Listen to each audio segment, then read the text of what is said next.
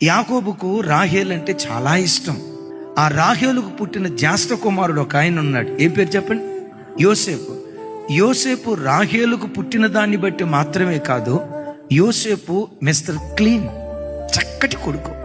తండ్రి కొడుకులంటే వీళ్ళలాగుండాలి అన్నట్లుగా యోసేపు యాకోబుల బంధం అంత దివ్యంగా ఉండేది. అయితే అసూయపరులైన అన్నలు ఐగుప్తు దేశానికి అమ్మారు.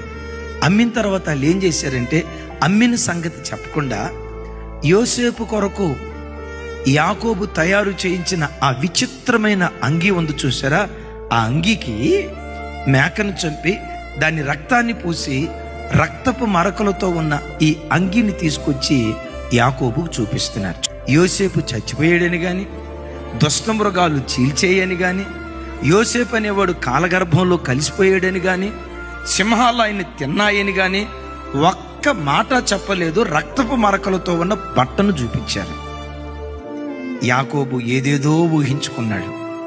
ఏం ఊహించుకున్నాడో తెలుసా? నిశ్చయంగా దుష్టమృగాలు నా కొడుకును చీల్చేశాయి, ఇక నా కొడుకును భూమి మీద చూడను.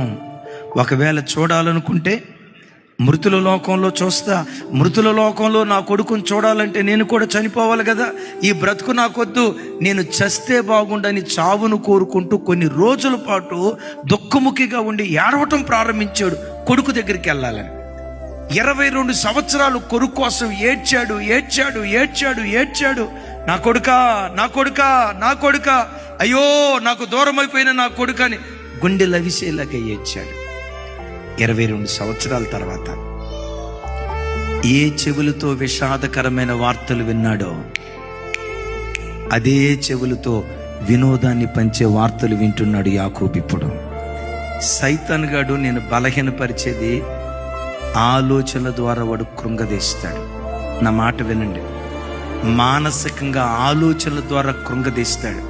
ఏదో అయిపోయింది, ఏదో అయిపోయింది. ఒక మాట చెప్పంటారా? నీ దేవుని ఆజ్ఞ లేకుండా నీ తల వెంట్రుకల్లో ఒక్కటి కూడా రాలదు, ఒక్కటి కూడా రాలదు.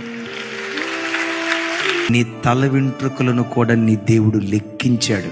అంటే నువ్వు పరిగణించని వాటిని కూడా నీ దేవుడు పరిగణించాడు. నీ తల వెంట్రుకల మీదే దేవుడు అంత శ్రద్ధ ఉంచాడంటే నీ మీద దేవుడు ఇంకెంత శ్రద్ధ ఉంచుతాడో ఒక్కసారి ఆలోచించు.